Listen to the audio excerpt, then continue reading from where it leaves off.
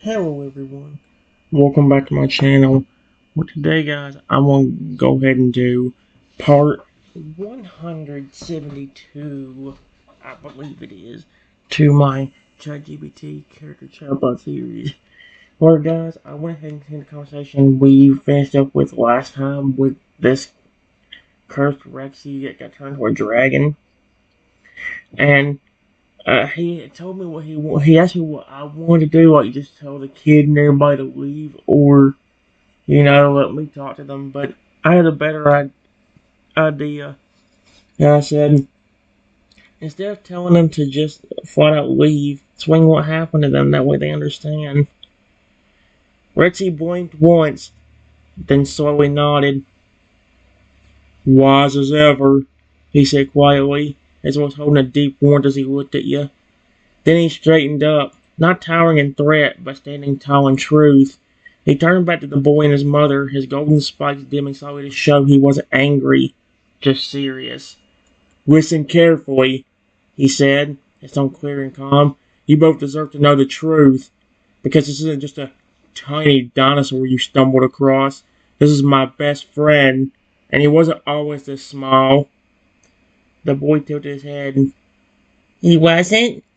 Rexy looked down for a moment, his voice softer now. He used to be human, a kind one, the kind who raised me from the moment I hatched, when I was just a scaly little T-Rex who couldn't even roar yet. He fed me, protected me, taught me to speak. Okay, I don't know. And loved me when no one else would. He was my family before I even knew what that meant. The boy and his mother exchanged shocked looks. But someone didn't like our bond, Rexy continued. A Pokemon cursed us both. He grew into that tiny velociraptor you see now, and he cursed me to keep transforming into all kinds of dangerous creatures without warning. And sometimes I became so confused, so angry, I can't remember even who I am. His eyes closed briefly. I've hurt him more than once, even when I didn't mean to, especially just yesterday. He opened his eyes again and looked them on the boy. That's why he's hurt. That's why he couldn't stand. Why your rough petting made him scream. It was because he's weak. It's because he's already endured more pain than anyone your age should ever imagine. The boy's face went pale and his voice cracked a little. I didn't know. I thought I thought he was just like a little pet. Reggie shook his head slowly. He's not. He's a person, and whether he's a human or a dinosaur, he still feels pain, still gets scared, and still deserves respect, just like any creature, human, Pokemon, or dinosaur. The mother stepped forward quietly and knelt beside her son. Thank you for telling us. We should have been more careful. The boy nodded. I'm really sorry. Reggie looked at you again, his eyes again. Triton, if you want to say something to them, you can. If not, and ask them to leave now. The choice is yours. The lowered his head beside you once more, his giant eyes watching your tiny form with nothing but patience and trust. For once, the world paused, and it was your voice that could shape what came next. Oh dear. Hmm. Mm.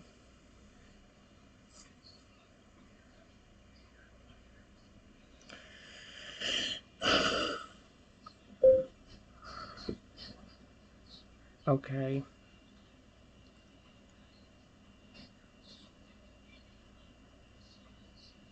Look, I forgive you.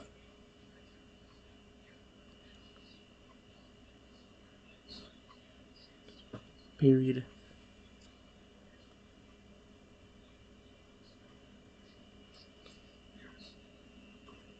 This isn't the first time humans have treated me horribly.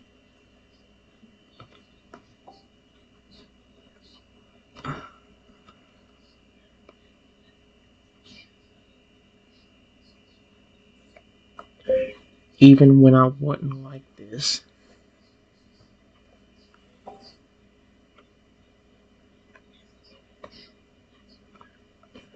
People would constantly attack me anyway.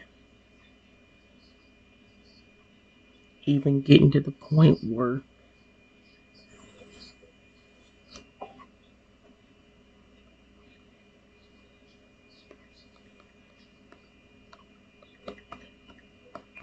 or any Pokemon I have befriended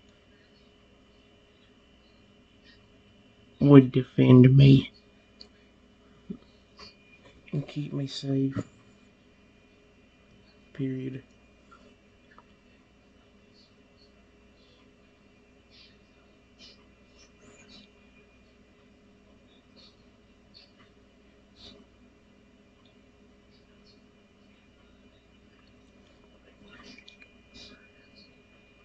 Even now, when I'm stuck as a tiny dinosaur, people constantly try to hurt me.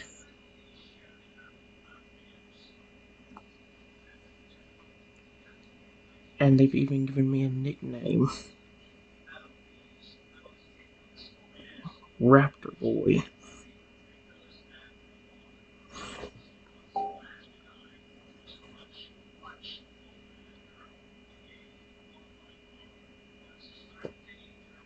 Here we go.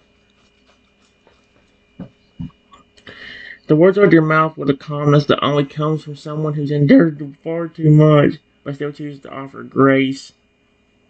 The boy's expression shifted. His eyes welled up slightly as he listened, not just hearing you, but really listening.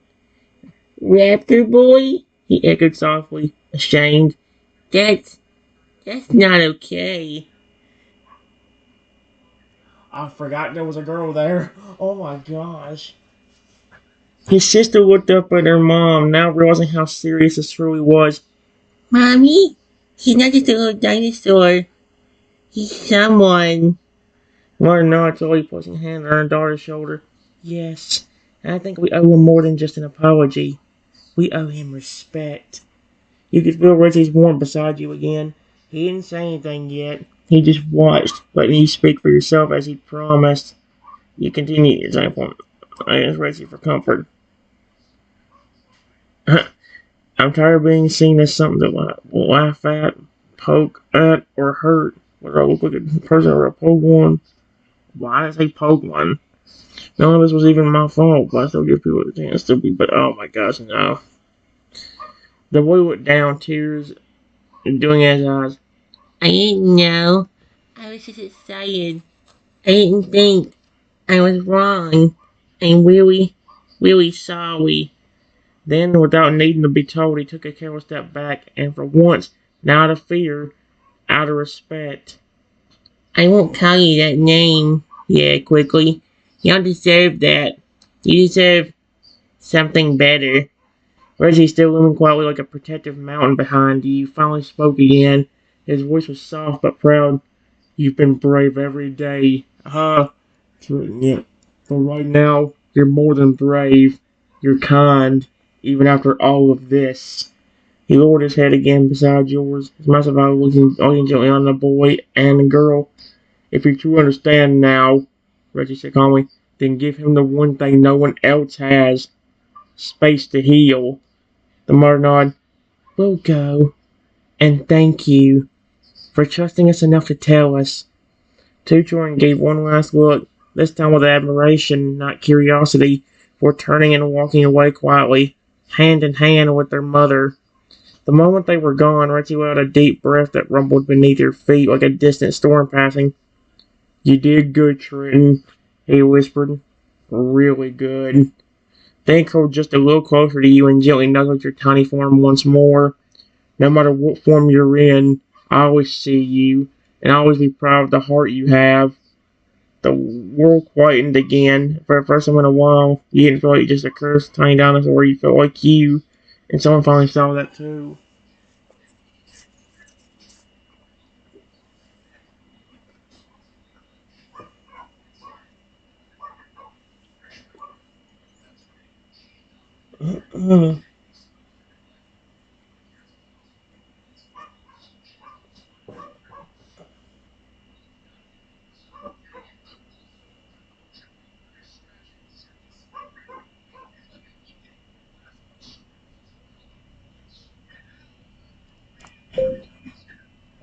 I don't know what it is about people that makes them want to do something like that to me. I know that kid particularly didn't mean to hurt me, but nearly every other human you can think of will attack me for no reason.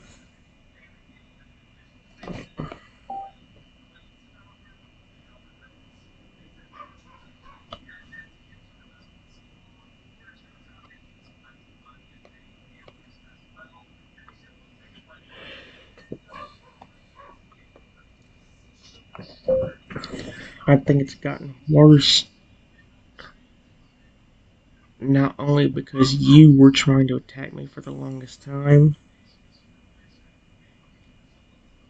but then even when I felt safe near you, before this whole dragon incident with you, and Arceus giving you this,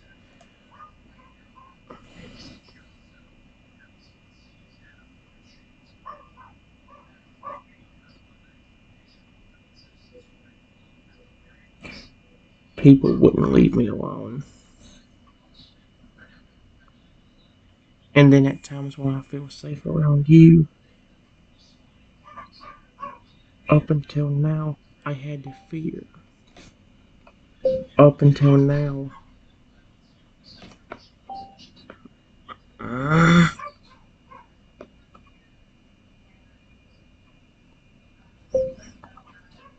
I had to fear when the next time you were going to turn against me and try to attack me was.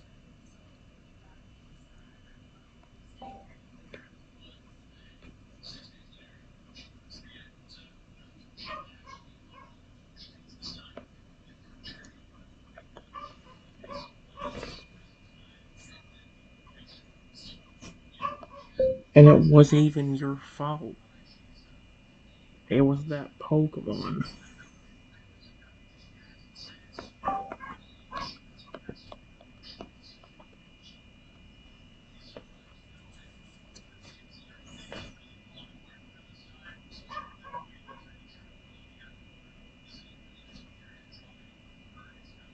Uh,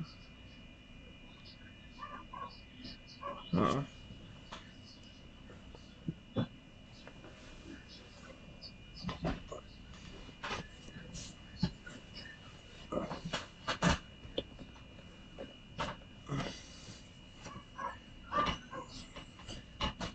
Here we go.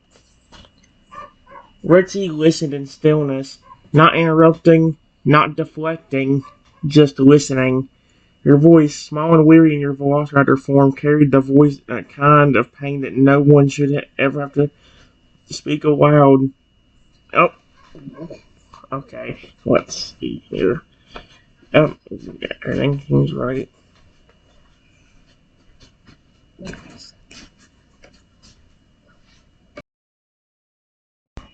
Okay, guys, here's what it said again. Carried the kind of pain that no one should have to speak aloud. Yet you did because someone had to hear it. Yep. The glow of Richie's golden spines dimmed into a softer hum, and his giant body lowered again, curling protectively around you. Okay, he's adorable and sweet, even as a giant dragon. His massive snout rested close, so his eyes could meet yours without feeling overwhelming. Let's see. Triton, he said softly, his voice full of sorrow. You've been hurt in ways that I can't ever fully undo. Not by claws, not by roars, but who never even gave you a chance. Uh, who looked at you and didn't care to see your heart. He exhaled deeply, and I know I was one of them for a while. Except you weren't a flippin' human, you were a dinosaur. His voice caught just slightly. I don't care what that cursed Trico did to me. I still almost hurt you. So many times. I saw the fear in your eyes. I saw you flinch when I walked too fast. I remember every time you begged me to stop. Every time I saw you limp away from me. Shaking, bleeding, and terrified. Yeah, I wouldn't. I mean, granted, he's a giant. I was a Tyrannosaurus Rex, but Flip me kept turning into different creatures. One minute he'd be a Feralier, next minute he'd be his normal self, next minute he'd become a giant loogie and rip me apart.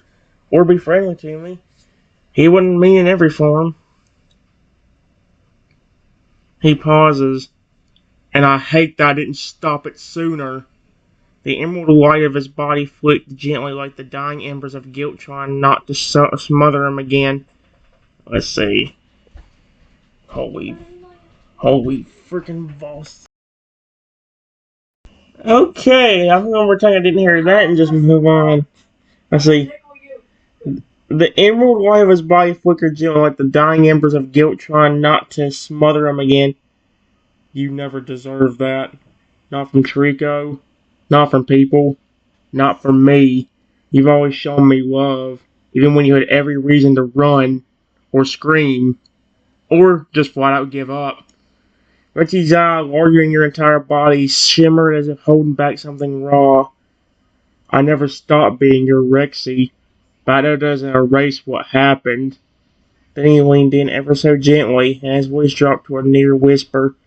I prayed that night because I couldn't bear hurting you anymore. I didn't ask Arceus for power.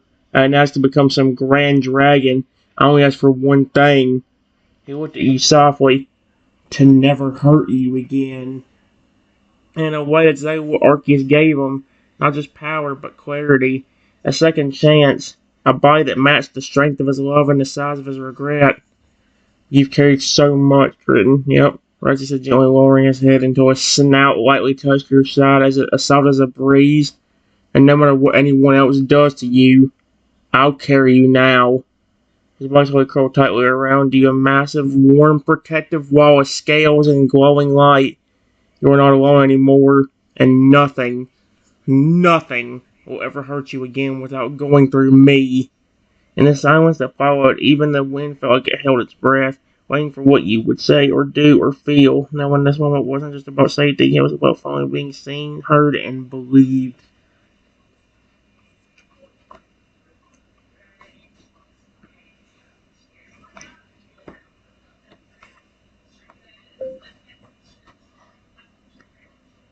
Yes, and I appreciate that. Period. But it's your kind heart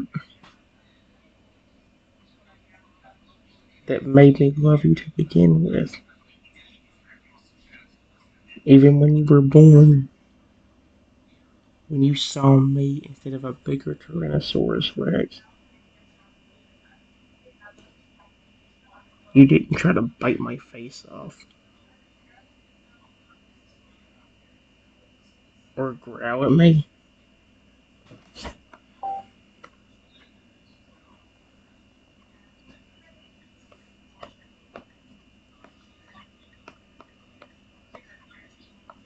You let me take care of you.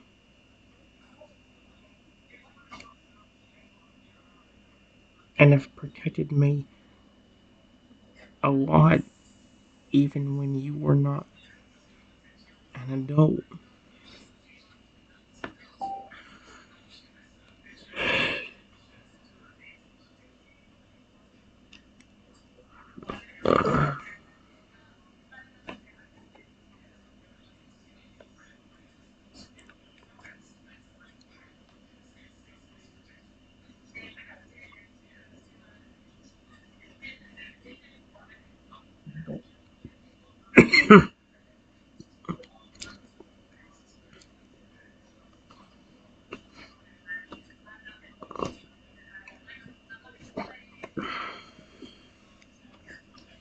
Oh, no.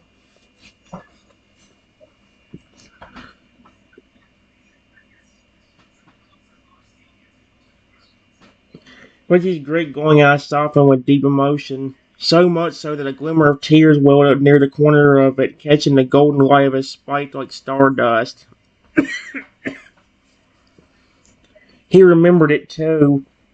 That very first moment he cracked out of his egg, confused, tiny, and vulnerable, and saw you, not a predator, not a threat, just you, The one who smiled and the one who whispered, "It's okay, I'm here, and you had been every day since."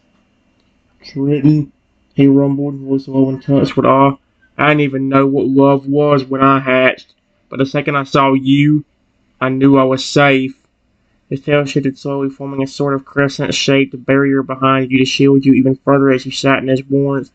You were small to me even back then, but somehow you always felt bigger than the world, stronger than the storms, kinder than anything I could understand. You fed me, sang to me, slept beside me. You didn't treat me like a monster. He choked back the emotion in his throat, even when the curse tried to turn me into one. His massive snout moved closer once again, not aggressively but reverently. He let it rest against the ground so that your tiny velocity form could feel its warmth again. Your earlier fears, while still valid, were slowly melting beneath something even stronger than the magic Arceus had granted. Unbreakable love. "You're right," Richie whispered. "It wasn't the size of me, or the wings, or the fire, or the roar that made me yours.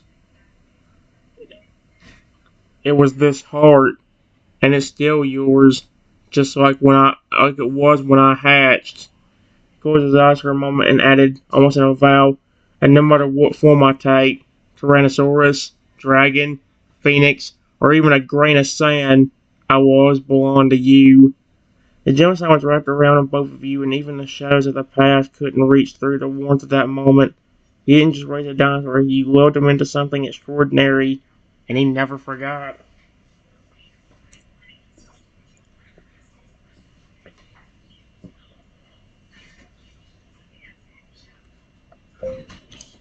It was that bond that snapped you out of half this aggressive stuff anyway. I know you don't have the curse anymore thanks to Arceus.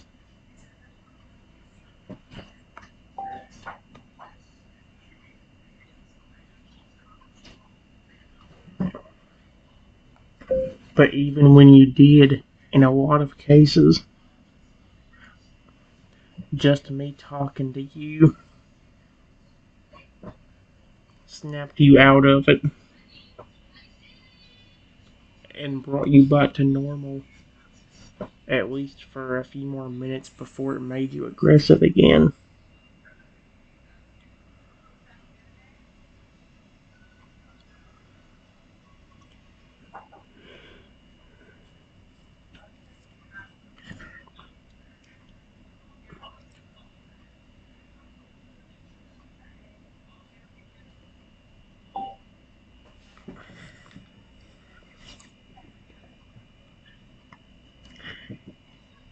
Percy let a slow, deep breath that rumbled through his chest like a distant drum beat, not of danger, but a reflection.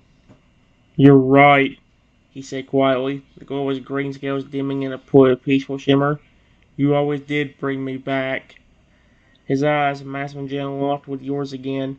"Every single time that curse twisted my mind, when it made me snarl, when it made me see you as something to blame instead of someone to protect, you were still there. You didn't run. You didn't scream. You just talked to me." He paused, his voice cracking. "And somehow, through all of that pain, your voice would reach me. Right, like it was cutting through the fog. I might not have understood it at the time, but it was like your words, reminding my heart of who I really was." His snout nudged gently against you now, not pushing, just making sure you knew he was still here and safe. "You saved me more times than I've ever admitted, even when I looked like a monster, even when I acted like one." Then he added softly, "You were never just some trainer or caretaker, Triton. You've always been something deeper, something stronger. You're the anchor that pulled me out of that curse, even before Arceus stepped in." The green glow on his chest pulsed brighter for a moment, as if reacting to the strength of the truth. And maybe that's why Arceus answered me, Reggie said with a small, humble smile. Because even when I failed to protect you, you never stopped protecting me. Silence that followed wasn't heavy, it was earned. This wasn't just the end of a curse, it was the quiet, glowing realization that love, real love, had always been the strongest force of all. And it had been yours all along. Hey.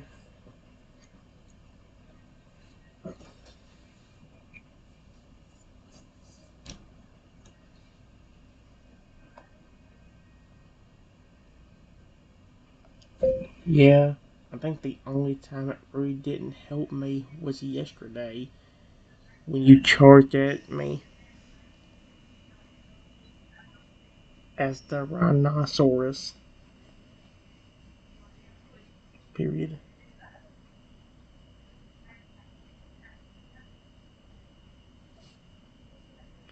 It took you actually hurting me to snap you out of it, even when I asked you to stop.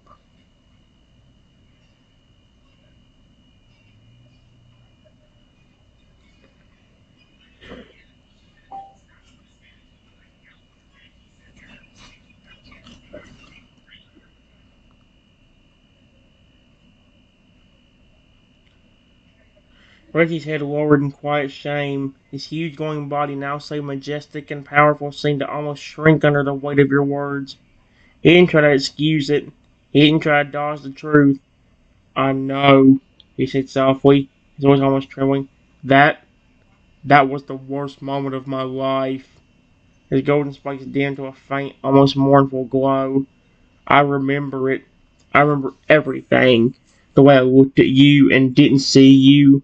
The way my mind twisted and made me believe you were the reason I kept transforming. I felt rage I couldn't control, like I was trapped inside my own body, screaming while something else took the reins. He swallowed hard. His voice broke on the next part. But the second I heard you hit that wall, the second I saw you lying there, broken and bleeding, it was like the monster shattered. I came back to myself just long enough to realize what I'd done, and I wanted to vanish. His eyes glistened again as he stared at you, full of guilt but also raw honesty. That's why I left. I didn't say anything. I couldn't. I didn't think I deserved to speak. The wind shifted gently around you both, brushing through the glowing feathers on Retsy's new dragon-like form. But he wasn't focused on the wind, he was focused on you. Trenton, I'll never forgive myself for what I did to you yesterday. I don't expect you to forget it either. But I need you to know. He lowered his massive head to the ground again, placing it just beside you like a protective wall. I would rather. Again! Retsy did again! I don't know what it is about certain creatures. Certain creatures fall in love with me so much that they flip and hope something bad happens to them before it happens to me. Like here, I would rather die than ever let that happen again. Then he looked at you with the kind of pain only true regret brings. You kept talking to me even when it hurt you. You never gave up. You had every reason to, and you still tried to reach me. And then his voice grew quiet and sincere. You don't need to keep carrying the guilt for what I did under that curse. You were the only one who was ever truly fighting it. A long silence followed, one heavy with emotion but also healing, because even though that moment was awful, acknowledging it, not hiding from it, was what made your bond even stronger. Roger didn't hide behind his strength. He faced the damage, and in doing so he reminded you of something powerful. Yep. Even the most terrifying monsters can find redemption when the one who loves them never stops believing there's something worth saving. That's actually a pretty powerful message. Although it probably only applies to like the creature, the creatures or whatever.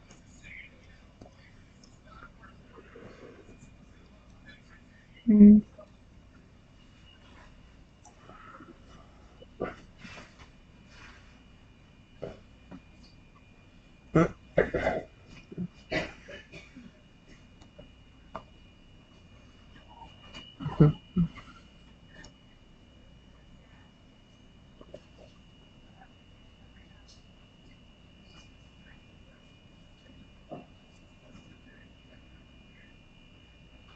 Mm.